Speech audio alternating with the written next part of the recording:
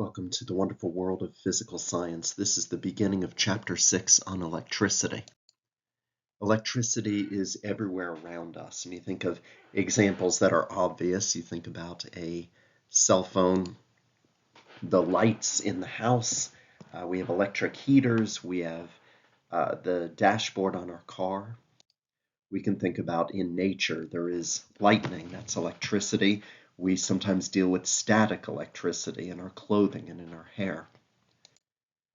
Many of the examples of electricity are not so obvious, such as your brain and your nervous system, your heart are all run by electricity. Your muscles, they contract based on electricity. And so these are things we'll talk about in this chapter. When you push on something, such as this person pushing on a wall, the repulsion between the wall and the person's hands is actually an electrical repulsion. It's a force between the electrons in the person's hands and in the wall. Molecules are bound together by electricity. Magnetism itself is a manifestation of electricity. And later on in this chapter, we'll talk about the idea of electromagnetism. Light is actually what's known as an electromagnetic wave.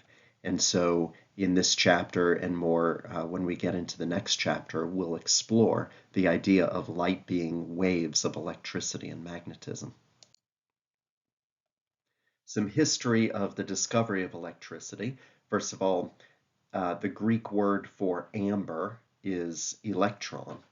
Amber is a residue, a solid residue from trees.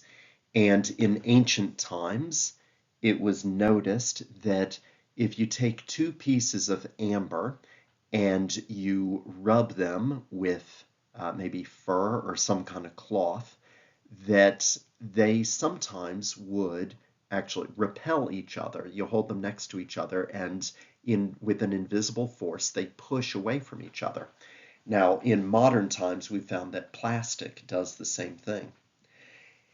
It was later on discovered that glass has the same property. If you take two pieces of glass and you rub them with fur or cloth, that sometimes you put them near each other, they will repel each other. And then there were experiments done in the late 18th century, and Benjamin Franklin played a big part of this, between two pieces of glass, two pieces of amber. And then if you take a piece of amber and a piece of glass and you rub them with fur or cloth, that they will actually attract each other. Now, Benjamin Franklin concluded that there was some kind of electric fluid in these objects. He was wrong about this conclusion, but this is what he came up with, that there is a fluid. And when we rub the piece of glass, it gains fluid. If we rub the piece of amber, it loses fluid. And when we bring them close to each other, they want to get close to each other as if to share. The glass wants to share its electric fluid. And sometimes they would see a spark jump, and Benjamin Franklin decided that that must be the electric fluid going from the glass to the amber. So he didn't know which one had the fluid and which one did not have the fluid. He just arbitrarily, it was like a 50-50 guess. He said that the glass is the one that had more fluid, the amber is the one that loses the fluid, and then when you bring them close to each other, the fluid jumps. Now, when we put two glass rods together, remember I said that they would repel each other, and his thinking was that if they both have an overabundance of the fluid, they want to find some object they can share the fluid with, and so they will repel each other. Two rods of amber, two pieces of amber, they will repel each other because they're both deficient in fluid, and so they are looking for objects that will give them fluid, and so they just repel each other. That was his theory. So we came to be talking about the glass as if it is positively charged with the excess of fluid, and the amber being negatively charged with the deficiency of fluid. A main thought to keep in mind is that like charges repel and opposite charges attract. So on the next page, we'll get into how Benjamin Franklin was wrong and what's really going on with these charges. We still today recognize that there are positive and negative charges, but we don't refer to it as a fluid going between the objects. But still, it's very useful to keep in mind that like charges, meaning two negatives or two positives, they will repel each other, and opposite charges will attract each other. With good experimentation in the late 19th century and early 20th century, scientists were able to figure out what's going on with atoms, and they found out that atoms contain particles called protons, and protons have positive electric charges. Electrons are also contained in atoms, and they have negative electric charges. Here we have a model of an atom, and in the nucleus the red balls are protons, the gray balls are neutrons. We're not going to talk too much of the neutrons in this chapter because neutrons have zero electric charge. They are electrically neutral.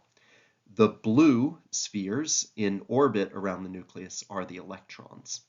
And so this is a model of a typical atom. You've got so many protons and so many electrons. Usually, in most cases, there will be equal numbers of protons and electrons. Protons and electrons have equal charges to each other. They're just equal and opposite. So in this one, you have 6 electrons in orbit and 6 protons, and their charges cancel each other out, making this atom have a net charge of 0.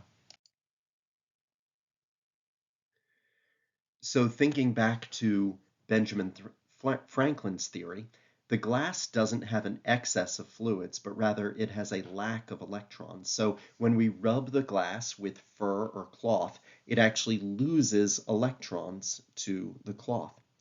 The amber doesn't have a lack of fluid, but rather it has an excess of electrons. So when we rub the amber, and in modern days plastic, with a cloth or fur, it will pick up electrons. Atoms tend to be electrically neutral, meaning they have equal numbers of protons and electrons. They won't always, but they have a tendency to be electrically neutral. Now, sometimes an atom may lose an electron. Here we have an atom. It has 3 protons. I haven't drawn the neutrons because they're not relevant to the conversation of electricity. So 3 protons in the nucleus, 2 electrons. It's lost an electron, thereby becoming what's called an ion. So it's a positively charged ion. Now, this atom overall has a net charge of +1 because it's got 3 positives and 2 negatives, so 3 minus 2 is 1. Overall, it's got a net charge of +1. And remember, opposites attract. So this atom, or ion, with a positive charge will tend to attract a stray electron from nearby. And here it comes, and it becomes part of the atom. And it's neutral again. It's not going to attract any other electrons because being neutral, it doesn't attract or repel electrons. Now, something that we can observe, you can do this with a balloon, you can do this, it works well with a styrofoam plate. If we take, let's look at these 3 objects. We have a sweater, and it's got plenty of positives, plenty of negatives. The positives are just the protons, the negatives are the electrons. The electrons are free to move among the material, across the material. Protons aren't as free to move. But we're going to look at the movement of the electrons. We have the balloon, and it's neutral. It's got a fair balance of positives and negatives. And the wall has a good balance of positives and negatives. As I said before, atoms will tend to be electrically neutral, and objects will tend to be electrically neutral. And so now we're going to bring the balloon to the sweater and actually rub it on the sweater a bit. I can't show that in an animation, but I've rubbed the balloon on the sweater, and just like amber or plastic, it picks up many electrons. And so now it is negatively charged. Now we bring it close to the wall, and you notice that the electrons on the outer edge of the wall, they being slightly free to move, they get repelled away from the negatively charged balloon. So the wall remains neutral, same balance of, there's a balance of positives and negatives, but the outer edge of the wall becomes more positively charged as these electrons have scurried away into the depths of the wall. And so that makes the outer edge of the wall positively charged, and the balloon will stick to it.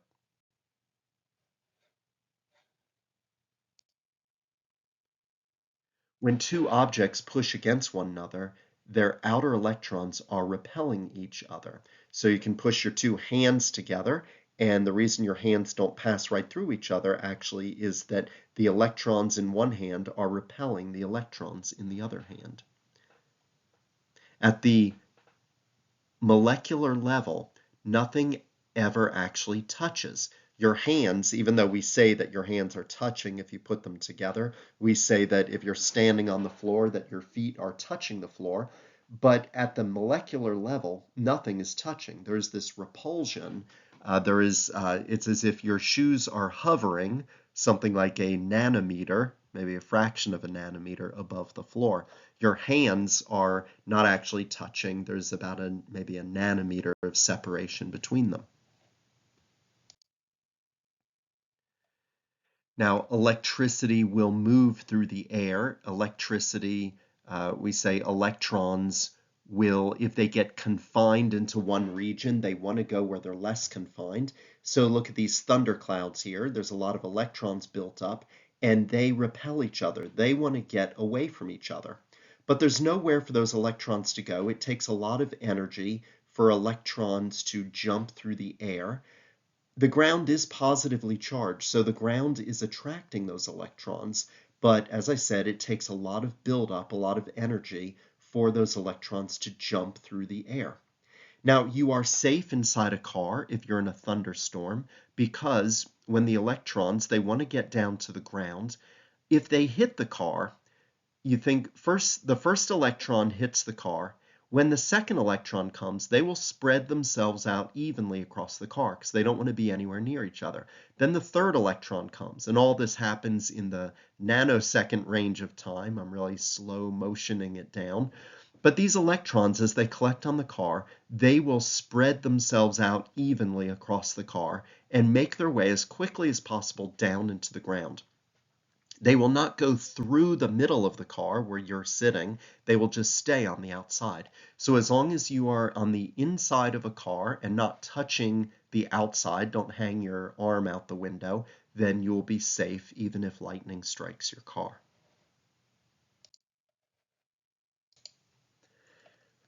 You've probably heard of static electricity. The fancier term for that is electrostatic charge. This idea of static means electricity more or less standing still. It is the electric charge that is confined to an object. If you brush or comb your hair, the electrons get picked up from your hair and go into the comb, and so you see my little diagram there. So the comb becomes it becomes negatively charged, having that excess of electrons, and the hair is positively charged. Now you think opposite charges attract and like charges repel. So if all the hairs on this person's head are positively charged, they all have the same charge, those hairs will tend to repel each other. And so here you see a picture of someone who's picked up a good amount of charge, and so you can see the hairs going out in all directions. Let's talk now about electric conductors and insulators. Metals are good examples of electrical conductors. In a conductor, electrons are free to move about the metal. So here we have the atoms in a metal, and there are many electrons that are there, but they're just loosely bound. They're called free electrons. And so when there is an electric field, the electrons will tend to move from atom to atom.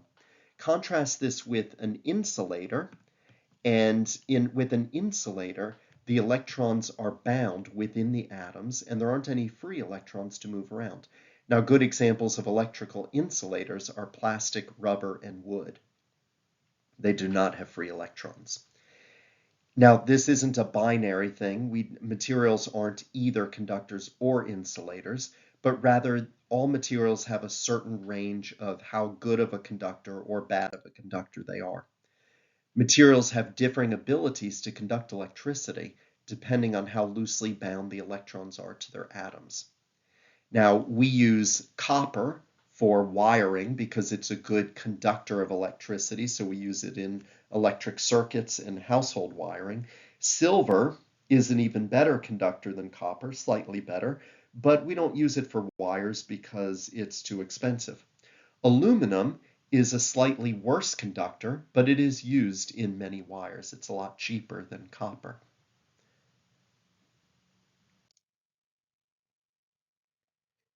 We measure electric charge with the unit of the coulomb, and that abbreviation is a capital C.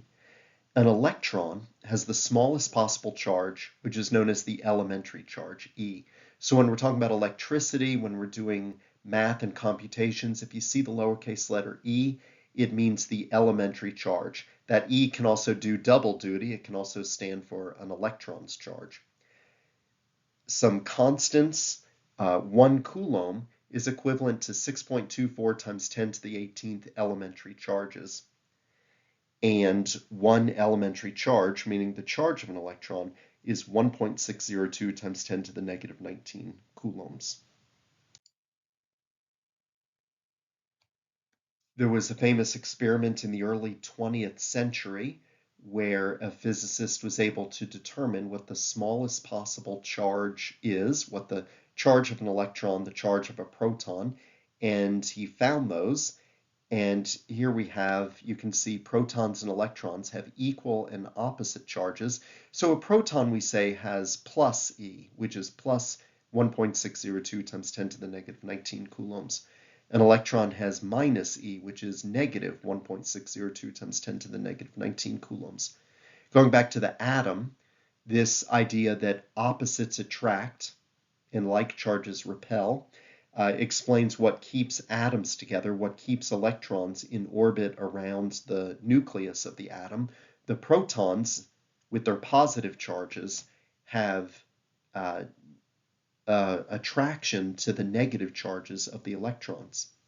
Now you may be wondering, if the protons are all positively charged, shouldn't they be repelling each other? Shouldn't that nucleus be flying apart?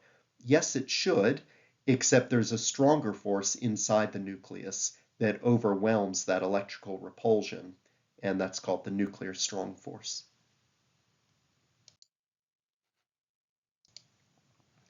Let's now talk about the concept of electric potential.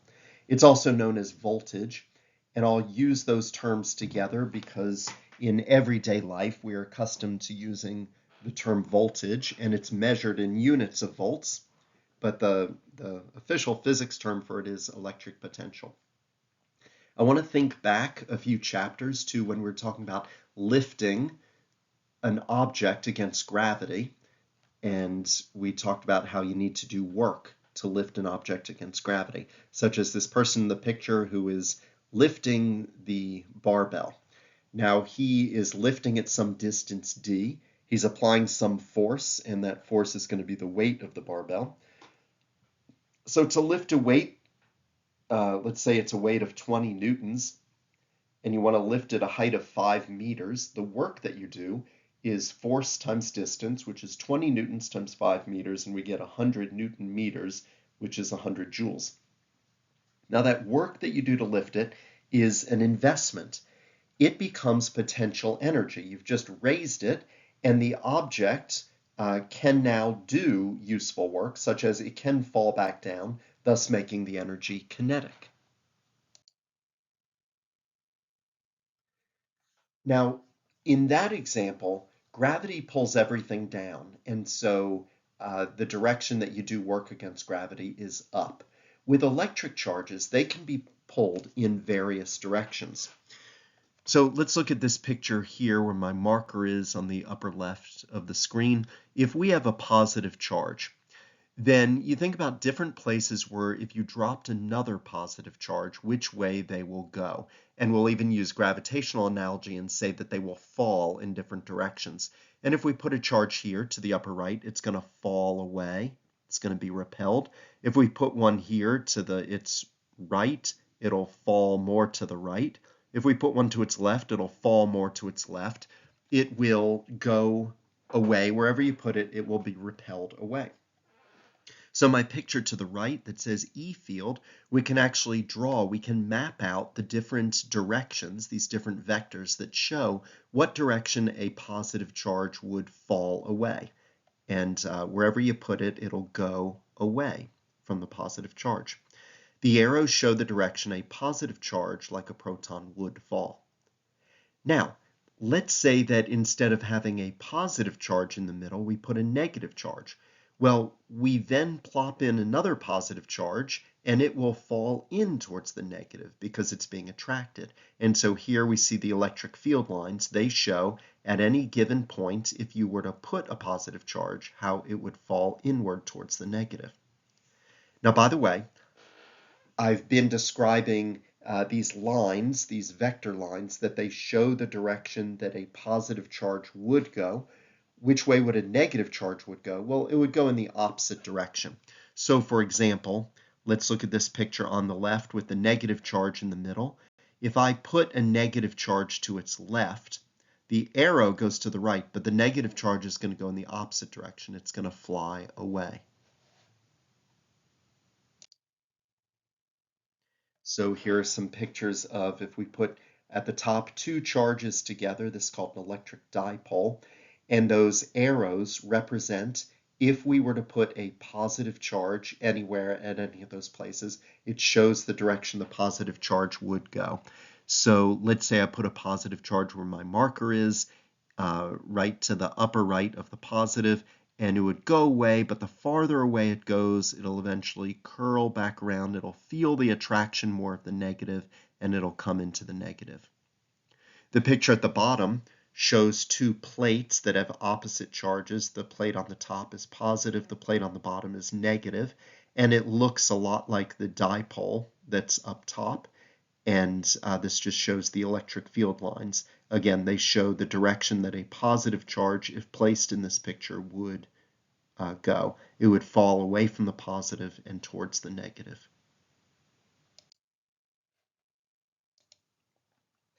Now, a few pages back, my lifter lifting the barbell, he was lifting a mass upward against gravity. Now let's talk about lifting a charge. So to push a positive charge, we'll give it a charge of Q. Q is so many coulombs, against an electric field. It's like lifting an object against gravity. So here I've drawn an electric field with my green vector going to the left. And if we want to push the positive charge to the right, remember that the positive charge will naturally fall in the direction of the green arrow. So if we want to move it to the right, it's like lifting a weight against gravity. It's going the direction. We want to push it in the direction that it doesn't naturally go. So we have to do work to push it. Now, the farther we push it, the more work we must do.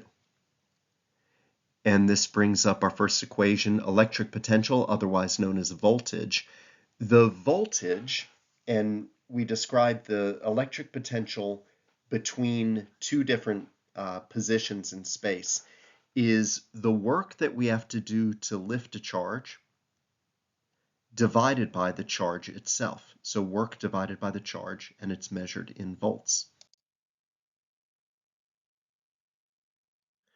An example is if you do 5 joules of work to move a 2 coulomb charge against an electric field, then we can figure out what the voltage difference between the two positions is. And it does relate to the distance that you've pushed it, although I haven't involved that in the equations.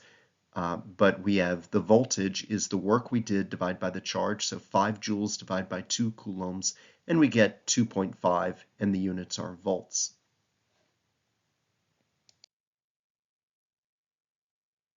Now we can take that equation, voltage equals work divided by charge, and we can solve for work if we're given voltage and charge. So work is voltage times charge.